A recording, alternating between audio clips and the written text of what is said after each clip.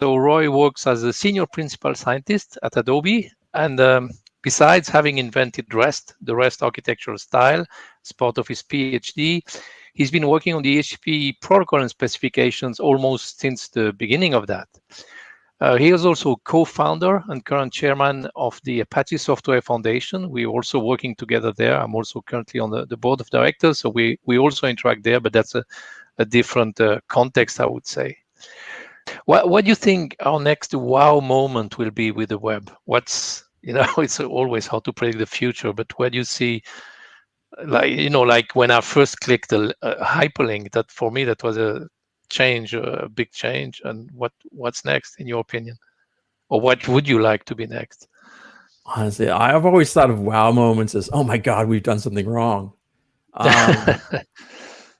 No, the biggest wow moments for me have always been associated with content. So it's when I first started, what really made me want to work on the web as opposed to all the other research I was doing was some sites in Chicago about the Maori people of New Zealand, because I'm part Maori, and really the only access to that information I'd have is via the internet, because there's nothing in the libraries around here.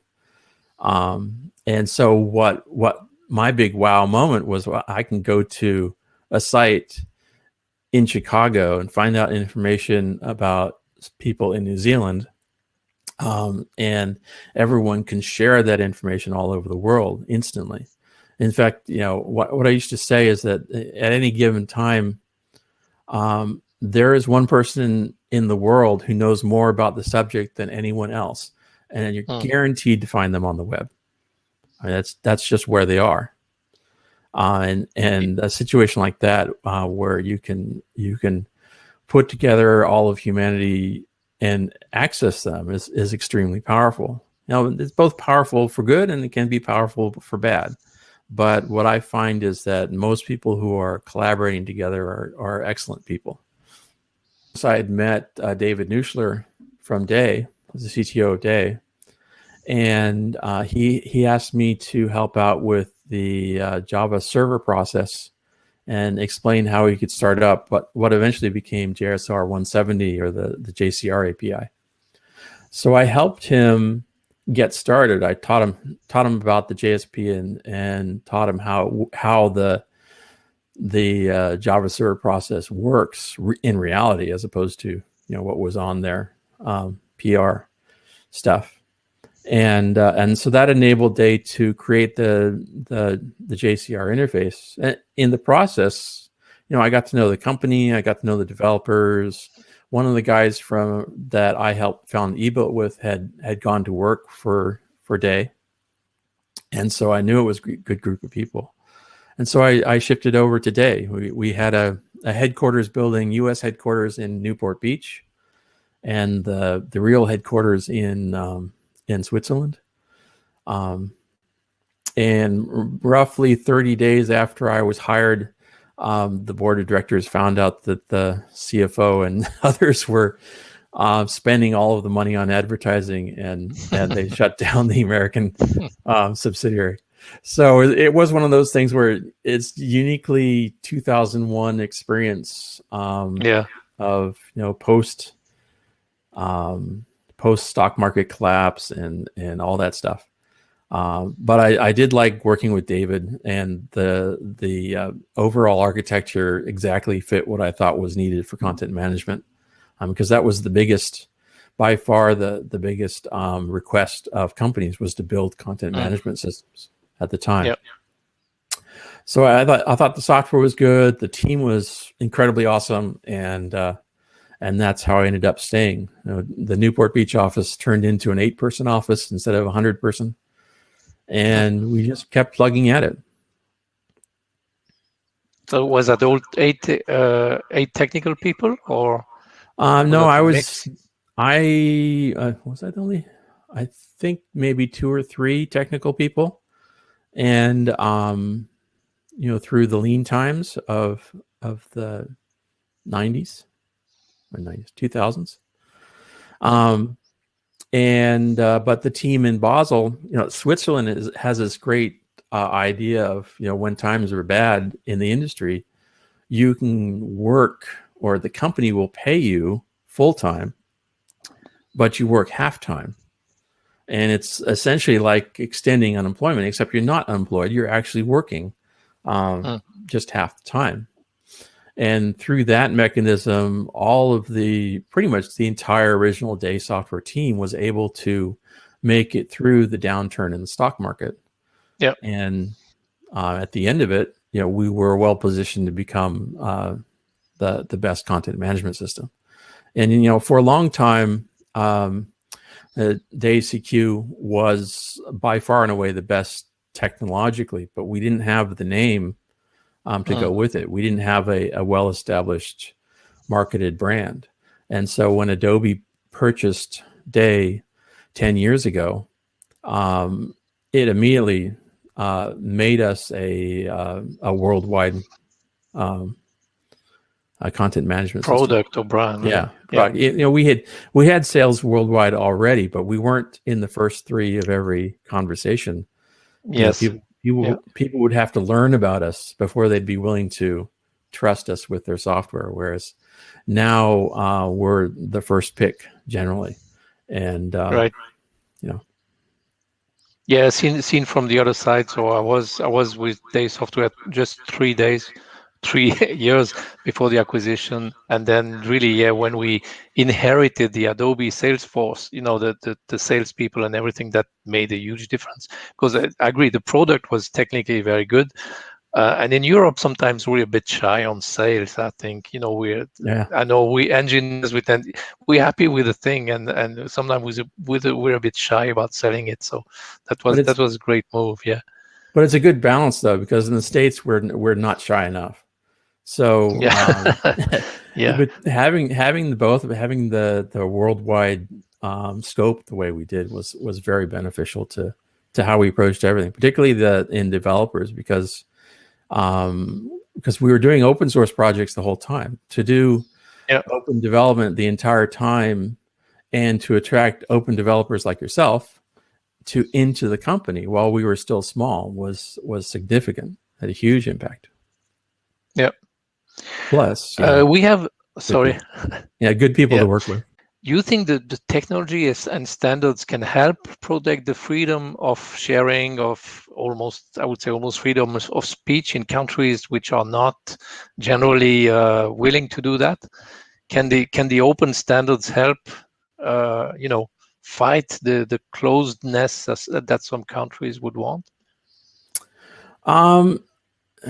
Yes and no. I mean, yes, in the sense that the fact that we've made these technologies ubiquitous and easily accessible to anyone who can download software, that has made it extremely difficult for individual areas to get cut off from the internet. But countries that are focused on doing that are well aware of how to cut off the internet. So there are countries who can flip a switch and all internet access into the country is removed. And there's simply nothing we can do from a standards perspective to get around that. The only real way that will change is satellites that can't be interfered with being used as a replacement for the higher speed cables.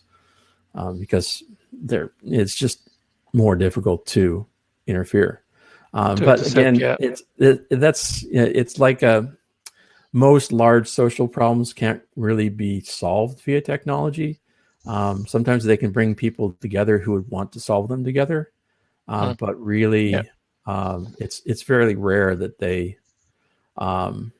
change things. It's still human beings on both sides of the connection. So welcome to this panel, which is called Moving AM to the Cloud, Challenges, Stories, and Solutions.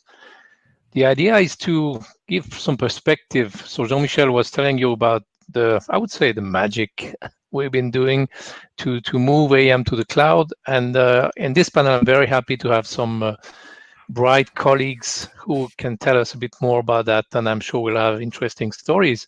We will be taking audience questions. Tim Marais is watching the stage chat. that's where you can ask your questions. Thank you, Tim. But we'll start with a few questions to my colleagues. So this question will be for Ian. So could you describe some of the key things that needed to be adapted or rewritten to morph CQ5 into the AM cloud service? Yeah, sure. I mean, I think probably the biggest thing that we had to change or had to think about was we wanted to make this system capable of being always up and being fault tolerant and being able to self-heal across all of the instances. So really the first thing we had to think about was how do we make AEM disposable? How do we eliminate all state from inside the cluster so that we can create and delete instances at will with no downtime, with no impact to production? And I think that probably was the biggest hill to climb to get across. I mean, and Tomo was heavily involved in making that work, getting the state out there. I mean, we are now at a stage where and have been probably for 2 years, where we can randomly run around all of the clusters, deleting stuff, and everything springs back up again before you even notice, provided we don't delete entire clusters, which we don't. Right. And how long did it take? I remember the first time I heard of this internal project called Skyline. I wasn't not directly involved in it. I had no clue what it was. And then how long did it take? Like about 2 years until we got the first websites actually running on that? I think we did it faster than that. I mean, it depends when you think it started and when the name came. I'd like to find whoever created that name. It wasn't me. I suddenly saw it pop up and I thought, oh, that's quite a good name. Yeah, what's that? But so the name appeared, and I think probably within 6 months to a year, we were going live with our first customers. And then we've been slowly ramping up since then. What's interesting is we made plans a couple of years ago, quite loose plans. And we look back at those plans and say, actually, what we decided to do then, we haven't changed that much from it. The principles that we put in place then are still there. And I think the reason is that this planning goes back a lot further than this. I mean, if you look at the build systems, maybe 6 or 7 years ago, we started to have a build system that could do a release daily, even though we did them yearly. Tomek, I think you were involved in speeding up the startup of AEM, right? Because if those containers are take too much time to start, that's problematic. Yeah, I think what you are referencing to is the publish startup. So we had a trick at some time to make it faster. So to give some background, in the cloud service, the publish instances don't share a common repository like Author does, but each one have its own store. And when the author replicates a page from the author repository to publish, all the publish instances are receiving this updated page or asset or whatever, and apply them locally in their local store. Now, the tricky part is how we can start a new publish. It needs to get an initial version of the repository from somewhere. We came with this concept of a golden copy of the repository that can be used to start new publish instances. And this golden copy is maintained by, well, Golden Publish. Another important feature that I need to mention is that this publish persistence engine is a append-only store. So every change is appended in a form of segments at the end of the repository file, and we have a journal pointing to the most recent head record. So coming back to your question about speeding up, in the early version of the cloud service, the starting publish was copying the whole Golden repository into its own area. And it was very expensive, time consuming, and maybe not that useful because most of the data was duplicated between many copies. However, knowing this append-only nature of the repository, allowed us to make the process faster and cheaper. We use this feature in the following way. When a new publish starts, it no longer copies the content from the golden repository, but it only references its current head and then appends its own changes locally. So we can say it creates its own local branch based on the golden copy head. And this is much more efficient than copying everything. So I guess to summarize, I think that even if we deploy things in cloud, it's good to know how they work internally, because this knowledge may lead to a better implementation at a completely different level. Do you remember any big hurdles that you thought we wouldn't get around or get over? I suppose what about hibernation, Carlos? That was a long journey. Yeah, I mean, that actually was simpler than we expected. So I remember I was working in a startup doing DevOps automation, DevOps pipelines like 10 years ago, 2010. And one of the things we were telling customers, and the CEO was telling customers, like, now you're onboarding all these people on the cloud, which was the new thing back then. Now, how are you going to prevent from them? The good thing is, like, you can spin a new VM at any time. How are you going to prevent or control them not doing that and then forgetting to close them, to kill them, to stop them, right? And now you have the same thing on Kubernetes with containers and environments that people create. And I think to some point it's wrong to ask people to stop what they're doing or remember to stop something. So we ended implementing a hibernation solution where if something doesn't have requests for a period of hours, we just scale it down, and customers can have the users can have the opportunity to go in the next time they go in and get a dialogue to spin it back up again. So this is great for development environments that we use day to day and things like that. Because it's really hard for people to just remember all these things. The more you can automate, the better. Yeah, and that goes back to being able to dispose of the instances, bring them down, reduce the resource usage. And it sounds like there's we're doing that selfishly, but actually we're not. We're doing it so that we can allow as many people as possible to get free instances or nearly free instances, and as many as they like. And it sort of works really rather well. I mean, in the sense that people can manage their own instances. If they forget about it, it doesn't matter. They can decide when they, not to delete stuff and to put it into cold storage for months on end, or just overnight while they're sleeping, or maybe not when they're sleeping. If someone works a longer day than everyone else, their instance will probably be up and running the following morning as